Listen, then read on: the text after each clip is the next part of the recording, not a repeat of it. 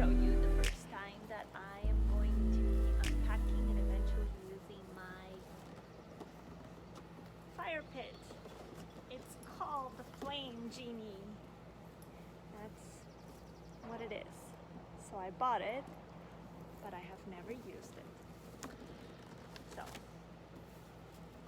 let's unpack together now, shall we? Okay.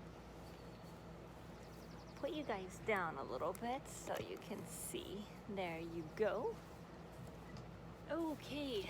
So it's smaller than I remembered it because it's been a while when I purchased it. But you know what? I like it. The smaller it is, the better. What do you want to carry around? A whole barbecue pit of some sort? No.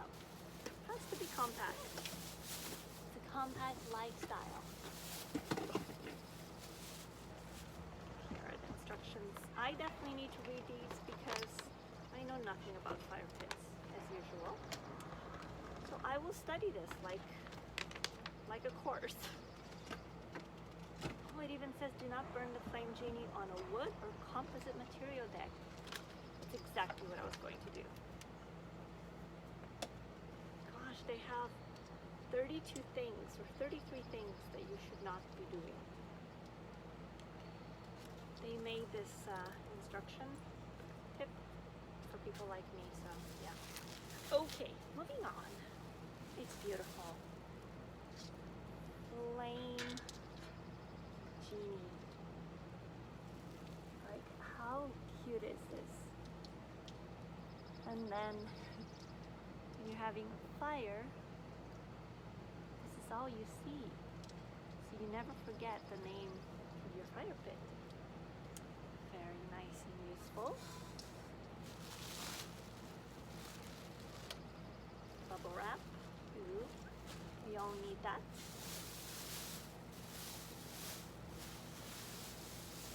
This has gotta be the cutest fire pit I have ever seen. It's this big. I'm training them not to bark. It's as big as one of my eating bowls for fruits and vegetables. Like, this is smaller than dishes that my father used to make rice and stuff in. So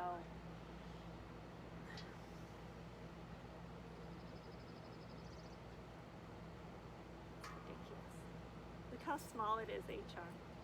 It's as big as my food bowl. The big one. It's so cute. Okay. So how does this work now? That's the question.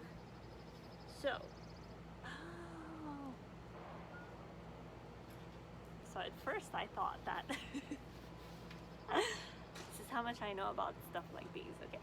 First I thought that you would put this on the ground and this part on top. But after looking at the photograph on the box, I realized this makes no sense. Because on the bottom there's like a mesh surface and it just doesn't sound right. Maybe the fire might go through, you know, and then a few buses on fire.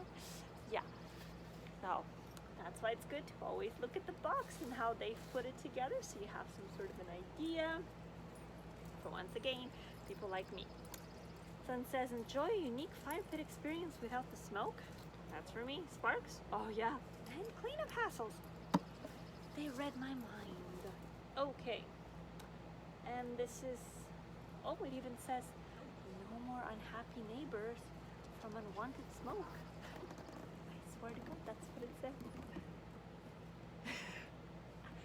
So, someone comes up to me and says, excuse me, but your fire pit is causing a lot of chaos and a lot of smoke and all that stuff, and I'm going to say, no, cannot be. I have the Flame Genie.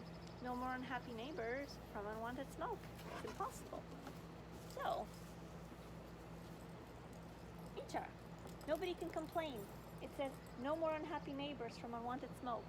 No one can come here and say, because I'm going to tell them I have the Flame Genie here. It's not happening. Can you pause? The dogs are harassing me under the Jeep. They're harassing him under the Jeep. I'm almost done here. So, yeah, so that's what it is. And then, so you put this actually not on the bottom according to the picture, but you put it on top of this. I would have done it the other way around, and then we would have had a very chaotic thing in this RV park. This is how it goes. Small part on the bottom and the large part on top. Makes sense, right? Dummies 101. That's why I look at the box, guys. Anyhow, I will do a separate video showing you how I put this thing together. You know, I'll have to do a few YouTubes and see how it works. But until then, thanks for watching a moment in my life, and talk to you guys later. Bye. Hey, beautifuls. Okay, so I think I mentioned to you guys that I was going to read you the instructions of the flame genie. So I haven't used this beautiful thing, brand new, and I have been using fire pits lately instead of my shredder. So yeah, it seems to work out much better. There are so many Jeeps here. So yeah, so it seems to work out better. Guess I can burn. Goes like this. It's really beautiful, guys. Look. Okay. So let's read the instructions. Why don't we? Only someone like me would need to read this. But there's like 33 things. Okay. Number 1, this appliance is for outdoor use only and should not be used in a building, a garage, or any other enclosed area. Who would do that? Like, honestly, who would? Maybe, actually, yeah, maybe a teenager says, I want to have a fire in my bedroom, and yeah, that's what I could think of. Otherwise, like, who in their right mind would put this somewhere in an enclosed area? Okay, let me put it in the living room for a romantic evening. Okay. Second, do not use this fire pit for indoor heating. Oh, this is what I was talking about. Put it in the living room, heat up. Toxic carbon monoxide can accumulate and cause asphyxiation. That's actually completely true for all of you out there. This is not an indoor use type of a fire pit. This outdoor fire pit is not for commercial use. Go figure, the size is as big as my fruit bowl. This outdoor fire pit is not to be operated by children. Well, they can, except they can use it for other purposes, such as putting sand inside, for example, or maybe their toys, or just, it should say not to be used with fire by other children, not in general. Never leave this fire pit unattended, especially when children and pets are about. Okay, it's not really, I know what it means, it's not really proper English, but whatever. Yeah, I don't think I would let the fire burn and then just take off and go to the mall. It's not happening. This outdoor fire pit is not to be used in a boat or a recreational vehicle. My plan was, guys, to put this in my motorhome and burn the whole place down. Right. Always use this fire pit in accordance with all applicable local, state, and national codes. Some areas ban open burning. Contact local fire departments for details on open burning. Yes, at the moment there is one in Vancouver, British Columbia, Canada, but that is not where I am. I'm in Washington. So when using this fire pit, exercise the same precautions you would with any open fire. Of course, don't even have to ask. The use of alcohol, prescription or non-prescription drugs may impair the consumer's ability to operate this fire pit safely. It's so true though. I do have to say it is really true, and I appreciate that this is put in there, because not many people think about that when you're all drugged up on whatever your choice of substance is. Yes, even a fire pit you might overdo or throw things in there like gasoline that you shouldn't. Do not use this fire pit until you have read the operating instructions. Okay, well, we have proof. We're going through it right now. This fire pit is designed for the use of wood pellets only. It will burn hotter more quickly and create less smoke and ash. Okay, great. Now the next one is something that I wanted to use this fire pit for, but it looks like I will not be able to. Do not burn charcoal, briquettes, lump charcoal, manufactured logs. What? Driftwood, trash, leaves, paper. That's what I wanted to burn. I guess I'll be wrecking my little shredder that I have. I have so much to shred or burn, whatever. Cardboard, plywood, or painted, stained, or pressure treated wood. I have wood. I don't know if they are driftwood or manufactured logs. Oh, great. Good for nothing. There it goes. The whole point of taking this out was to burn my paper. Do not alter this fire pit in any manner. Well, how would you alter it? I don't really see how. Maybe cut it in half or something, or maybe 4 squares and everybody can make their own fire pit. Square for each one. I don't understand this. Do not store or use gasoline or other flammable vapors or liquids in the vicinity of this or any other burning appliance. Now this should go with number 9 for when people are using alcohol or drugs and stuff. Only an idiot would put gasoline or flammables in here. So, or maybe if you're high, you know. Do not store or use an LP gas cylinder within 30 feet of this fire pit while it is in operation. Okay. Good thing I read this, because on my bus, my LP tank is huge, and this stand would have to be operated all the way on the street. Yeah. Oh boy. Well, there goes my fire. Okay, I'm not even halfway through and it's already a lot of do nots. Do not use this outdoor fire pit in your automobiles, trucks, vans, or recreational vehicles. Okay, do not use this fire pit in an explosive environment. Keep outdoor pit area clear and free of any combustible material, gasoline, or other flammable liquids. It's kind of repetitive from number 14. Do not use this fire pit under any overhead or near any unprotected combustible constructions. Avoid using under or near any overhanging trees or shrubs. Obviously, it's common sense that it's going to catch on fire. Come on, people. Always use this fire pit on a hard, level, non-combustible surface like concrete, rock, or stone. I kind of had a feeling about that I wasn't going to be able to do it on the grass here. An asphalt or hardtop surface may not be acceptable for this purpose. Do not use flame Genie on a wood or composite material deck. Okay, I'm already... Okay, we're not making a fire, period. That's it. It's a lot of do nots. Like, I'm done. Do not wear inflatable or loose clothing when operating this fire pit. Oh yeah. Just going to go back inside, put some gasoline, you know, and maybe some LP gas on my clothes, and come back out here and woohoo! We have a party. Do not use this fire pit in windy conditions. Always use this fire pit in a steel or rock campfire ring. There's none here. Do not use gasoline, kerosene, diesel fuel, lighter fluid, or alcohol to light or relight this fire pit.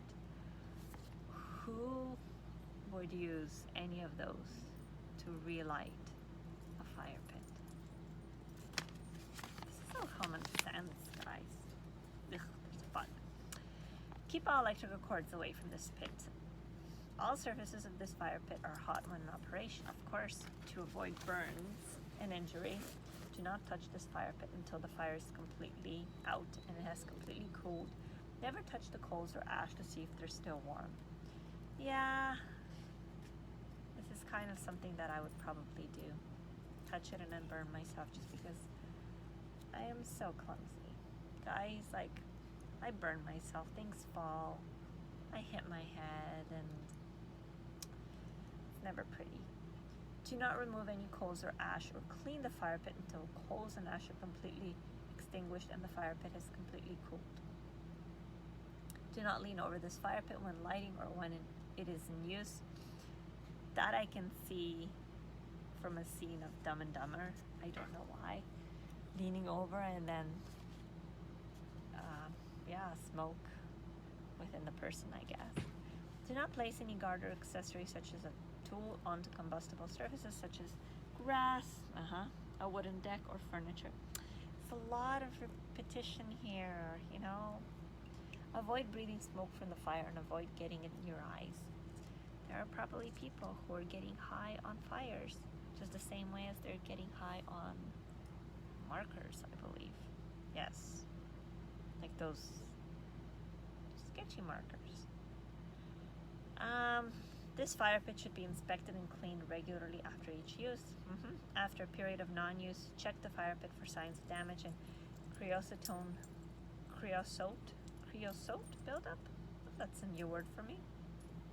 And I thought it was pretty savvy in the English grammar. Do not operate until necessary repairs and or cleanup is done. Serious injury, death, and or property damage may occur if the above instructions are not followed exactly. Okay, well then, you know, why bother then? Like, there's a lot of do nots.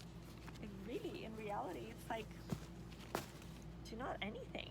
You basically have to be 30 feet away from your house, so you can't really have a fire pit close to home, so you have to bring it on the street, I guess.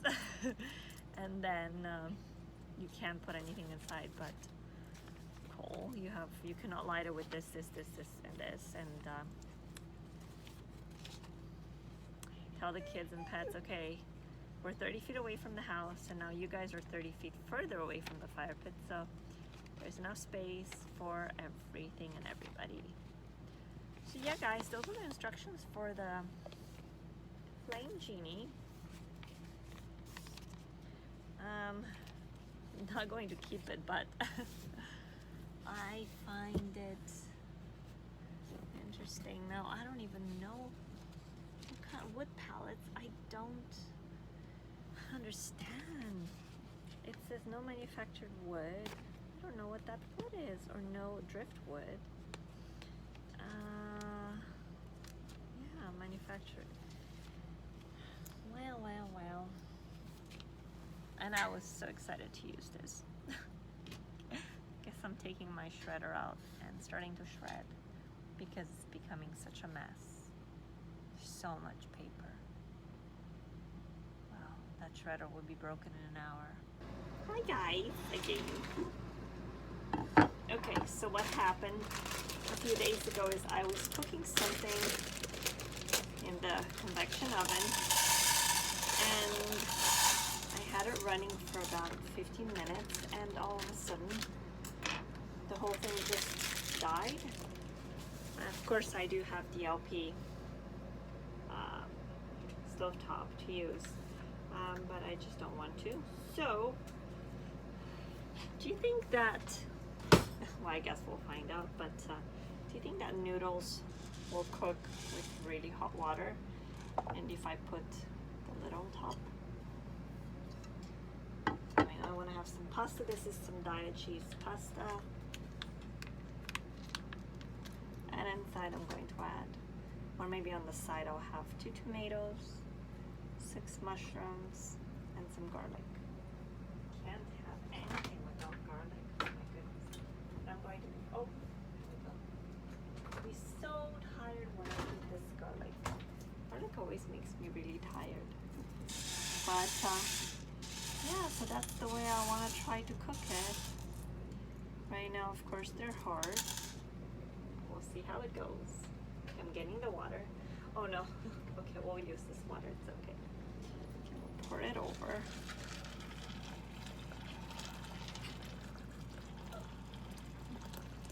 I think that's good. And then we just put the lid on top. Like that, let it sit. I don't know whether this is going to work. That was actually supposed to be my water for my rooibos tea, but instead I've used it all up. So I think it should be okay. Yes, I have a purifier down below, but I'm doing extra purification. So yeah.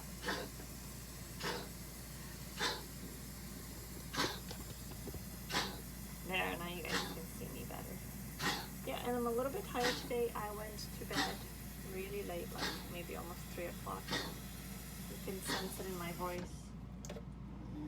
Get some more water ready for my tea.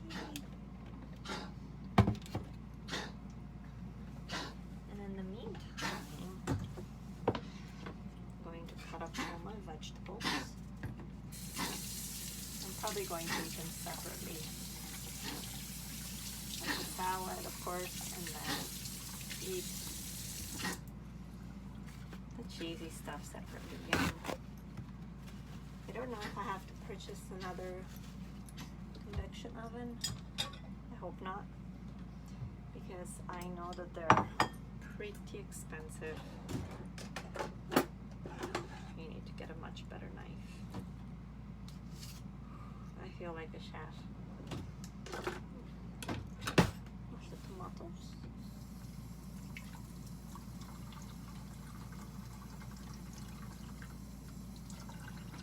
Okay. Don't really know how to cut. You can watch me do this.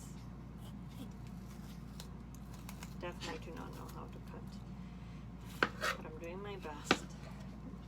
I know all your chefs out there are probably like, no, what are you doing? I'm sorry guys, I'm not a pro. Just cutting up so I can eat. This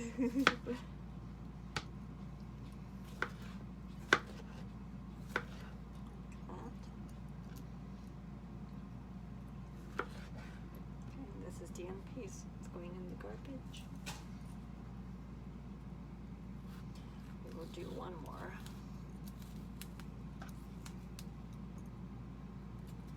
Take up the middle part. On these beefsteak tomatoes, the middle part is quite hard. But the tomatoes are awesome.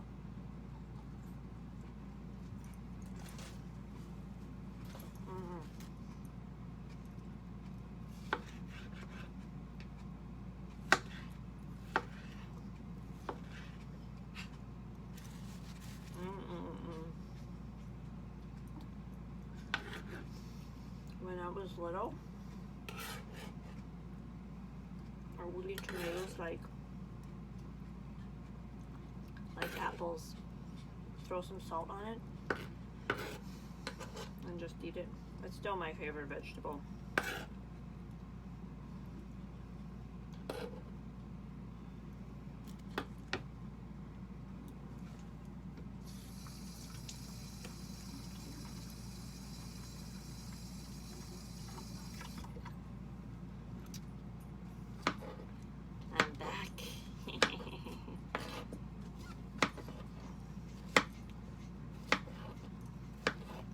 He was starting to bark at a dog, Obi. I think he wants some food. No, nope.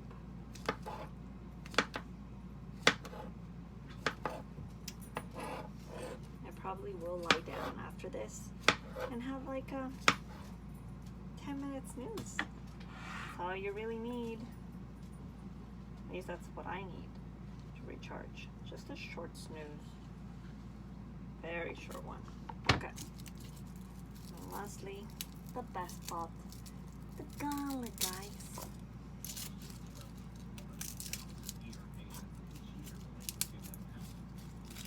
Yep, it's raw. Yes, it is.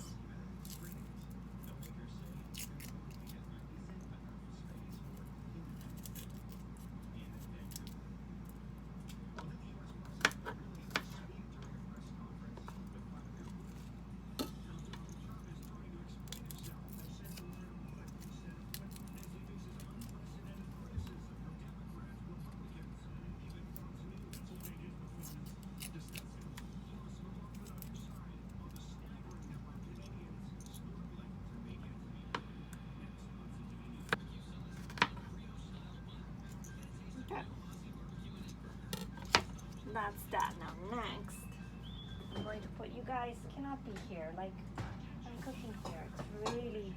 It's agitating sometimes because they're right by the cooking area. Sometimes it's like all the time. Olive oil. We can't open anything. No, guys, no. Hachi, can you move? Obi, please. Thank you. Okay,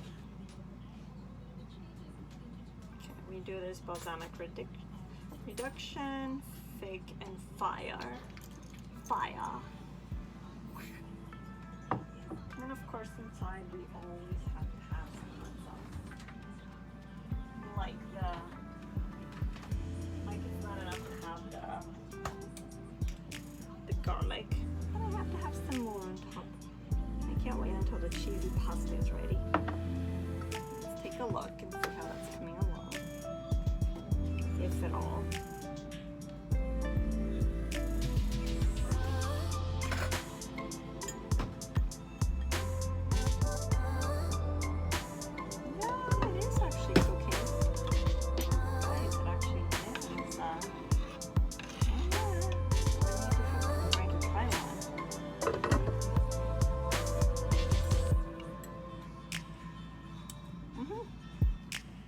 Not ready, but definitely cooking.